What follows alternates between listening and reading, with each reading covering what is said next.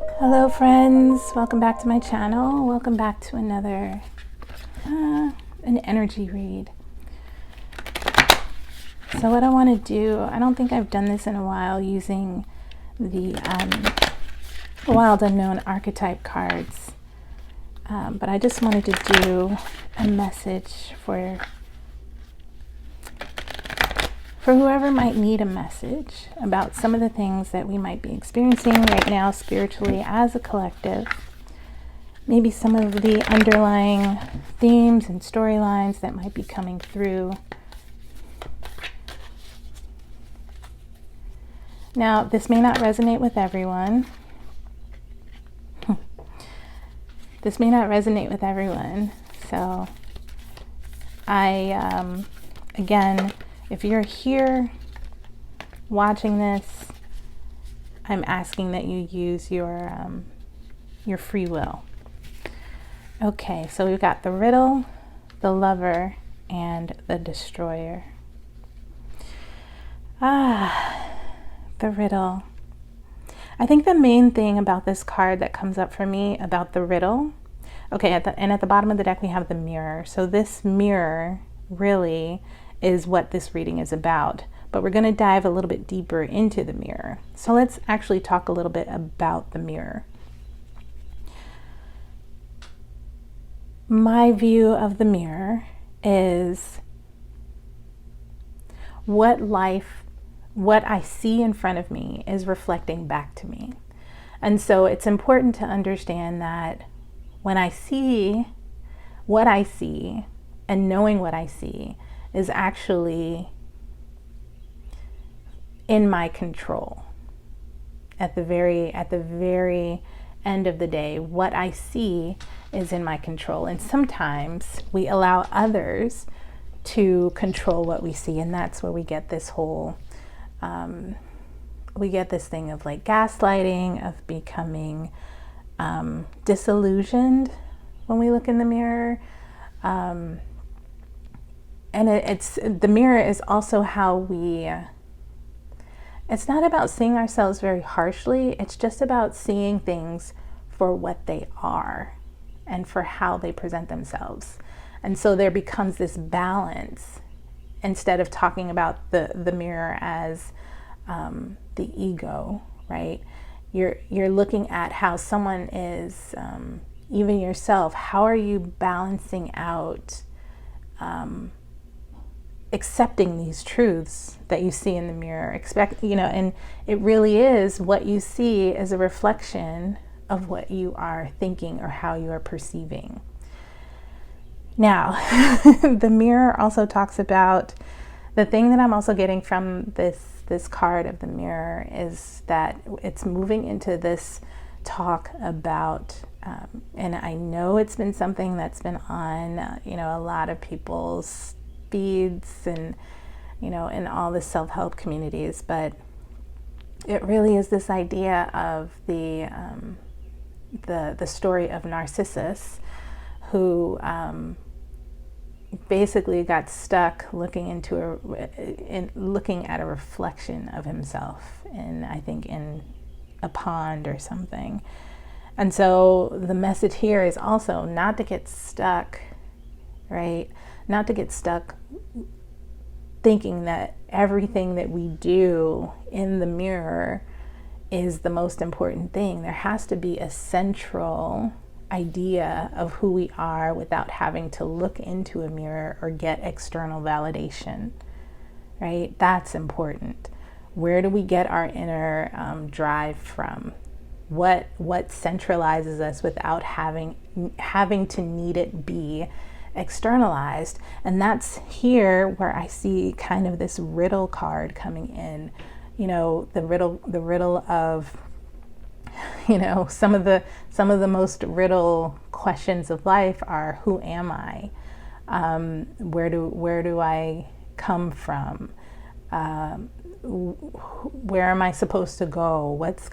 These are like kind of the riddles of life that really have no real defined one set of answers, right? There's not one set of answers about who we're supposed to be. in this life, it really is up to you to go inward, right? And do that spiritual work, do that inner journey work, and answer that question for yourself, because no one outside of you can answer it. Only you can answer the question of who you are, and only you can validate that the answer that you come up with, right? And then it just continues, because it's always changing. The answer to the riddle is always changing, which is why you see this like never-ending I can't remember what this is called. I'm going to pick up the book in a second to look at it, but for now I'm just going to read intuitively through this. It's interesting that the Lover card comes up here, because, you know, a lot of times in tarot, people will see the Lover's card or the Two of Cups, and, you know, there's this idea that there is there's this outer or external relationship that validates us, but this card is a singular lover. It's one lover, and this is just one being, one swan. This is the inner lover. There's no separation here. There's no I think that's the word. There's no separation here. There's no true separation into 2 or 3 or 4, you know what I mean? There's no separation. There's only the inner lover. And, you know, that kind of brings me to the point of kind of a little bit of an offshoot, I guess. But when we're talking about divine feminine and divine masculine, you know, this here is where the merging becomes evident, and there is that just divine. It's just the divine, right? When you're easily, and then how does it become the divine? How do we envision it as the divine within us? And it becomes that easy flow between give and take of the self. So the Lover becomes that card of this, that's this central being, this central divine in you, where you're able to receive as the divine feminine and give as the divine masculine, without there being this sort of like going through this kind of, you know, I don't like to say it, but going through this sort of like spiritual binary. In the spiritual world, there's no difference. It's all energy. It's all flowing. And then the last card that we have is the Destroyer. And I sense this is like a rejuvenation, a regeneration. Yesterday I had this very, you know, for me it was very profound in understanding, as someone who has been through a lot of initiation, a lot of medical initiation, surgical initiations. And initiations are basically going through really key moments in your life where you have to dive in to your spiritual space and find the strength to continue step by step by step by step. And so this Destroyer card, yesterday I kind of I ruminated on this idea of being a phoenix, right? Reinventing the self. And I think a lot of people, you know, and it's not a judgment, but I feel as if a lot of all the positive posts about, you know, Phoenix rising and things like that, you know, there's two sides to the Phoenix, the energy of the Phoenix, or at least this supernatural creature who is able to both able to rise from the ashes, right, and renew itself over and over and over again, endlessly. But I feel like there is there is some sort of, it's worth looking at to understand that the phoenix is also the ashes, right? The phoenix is not just the fiery bird that you see, you know, quote unquote see. It is a supernatural creature, but the phoenix is also the ashes. And so that's, again, going back into this Lover card.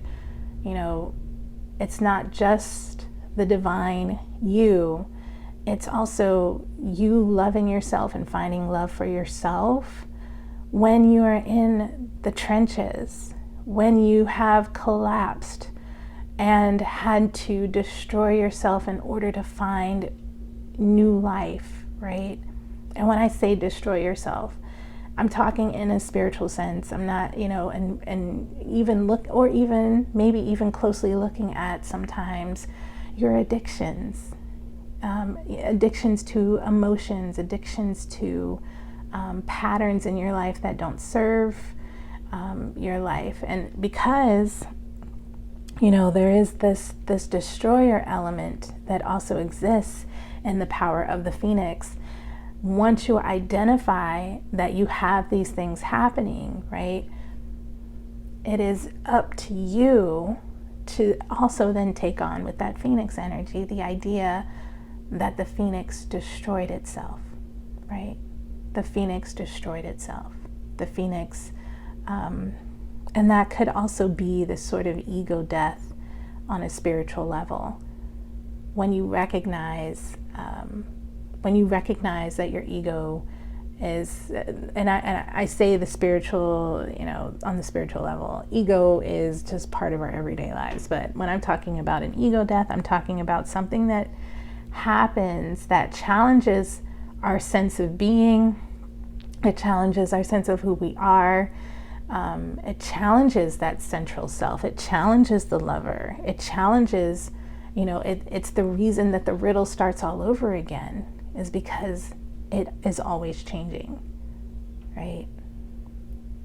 And so here we have the experience of an ego death, like knocking us down from our perch as the phoenix.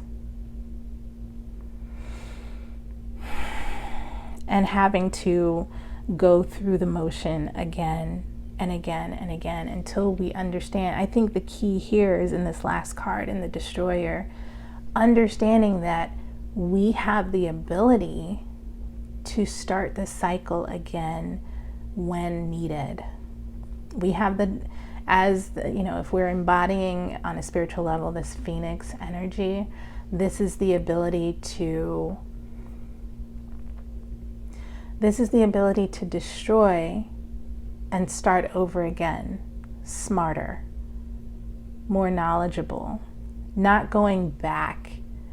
And, you know, it's amazing too. I wonder if in the story of the phoenix, whenever the phoenix comes back, you know, from the ashes, from that destruction phase, is there like a new color or a new tail feather? Or, you know, maybe the fire around it is burning a bit brighter.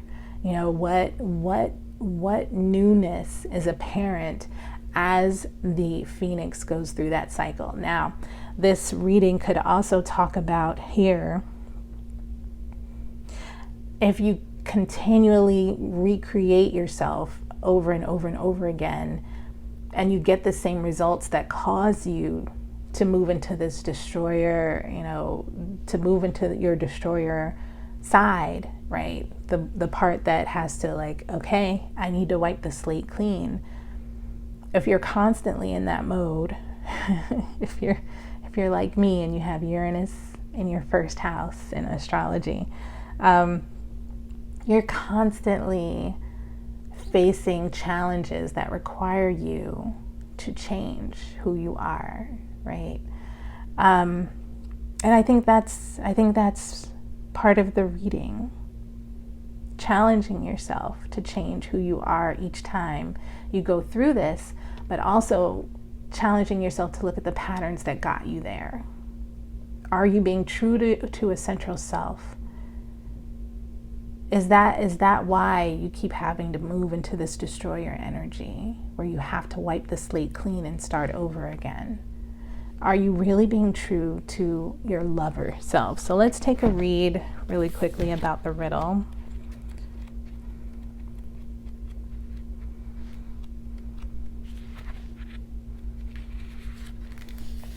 The riddle, the puzzle, the question, the mystery.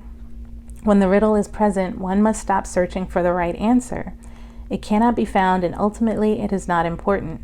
Rather, there must be a shift from the literal to the metaphorical, from logic to mythic. You are thinking too small and literally about the situation. The riddle card appears when the energy is deep and mysterious, like the elusive wisdom in a Zen koan. Focusing harder won't do it, neither will increased effort. Time, surrender, and humor are your only allies. What feels like the most pressing dilemma won't reveal its deeper wisdom for a long time. Eventually, you'll learn a profound lesson from the riddle. For now, get comfortable with the limitations of your intellect and the reality of not knowing. It may, in fact, be the only reality there is. And again, that's why I sense like in this riddle card, there's that you're just going to continue going over and over and over around the same question. It's always going to have an answer that is changing. Ponder these koans. The coin that's lost in the river is found in the river. If you meet the Buddha, kill the Buddha. Who am I? The only way to work with a riddle successfully is to not work. So when this riddle energy is in its light phase, you'll feel a great awakening or you'll have an aha moment. But when it is in dark, there is manipulation, deceit, or trickery. To go deeper, practice the Buddhist I don't know mind. So let's read the Lover.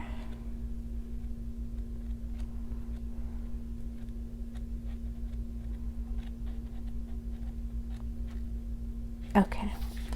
The heart, the beloved, the devoted. Pulsing through the heart of the lover is gratitude. Yep.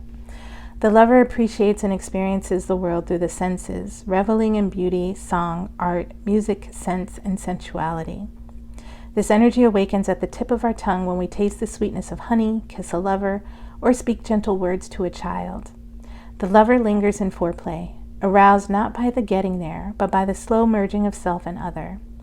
This energy is usually experienced for short periods of time, as in order to feel it, we must be fully present and awake, with no expectations or rules about what should be. Rather, the lover is in awe of what the world presents, reveling in the glorious details, grateful to savor every last drop of life's offerings. Yes, I love this. The lover archetype is present everywhere, not just where conventional forms of pleasure and beauty are found. The lover's awe is unconditional. When you hold someone's gaze for several moments, you'll feel the lover within you awaken. It's common to seek the lover in another. The true gift is finding the lover in yourself. I think that's the important part of this reading. Finding the lover in yourself. Now, when this is in its light, you feel connection, expansion, devotion, and awe within yourself. When it's dark, there is indulgence, attachment, and obsession. To go deeper, contemplate Aphrodite, Krishna, and Radha. All right, let's read the Destroyer.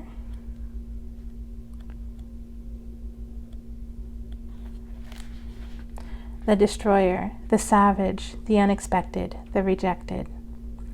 The Destroyer, the final of the three archetypes in the trio of existence, has necessary yet painful work to do in the world. Culturally, we have an aversion to endings, and we hang on to permanence as a signifier of success. Yet the Destroyer pulls the rug out from underneath relationships, jobs, homes, and all forms of security. It's the part of us that wants things to end. Its painful orientation is to uncover our true purpose. The Destroyer does not let us linger long in comforts, as it knows not much happens in that realm. With its piercing eyes, it seeks out stagnancy from a distance, and the rest becomes history. In the old myths, this is the moment when heads begin to roll, the ground opens up, and castles crumble. Hold on for the ride, the Destroyer has arrived. When light, this feels swift and precise in blows that redirect our life. When dark, There is self-destruction, negativity, and unwillingness to rebuild. To go deeper, take a look at Robert Rauschenberg's Erase de Kooning drawing. I'll link to that in the comments. In the description. Consider Picasso's statement, every act of creation is first of all an act of destruction. And again, that's where, I sense that's where that phoenix energy comes from. In old tales, the destroyer sometimes appears as a black dog. Other times it takes the form of gods and goddesses, such as Shiva, Kali, and Apophis. Wow. The mirror. Sorry, I meant to read that too. LXVII.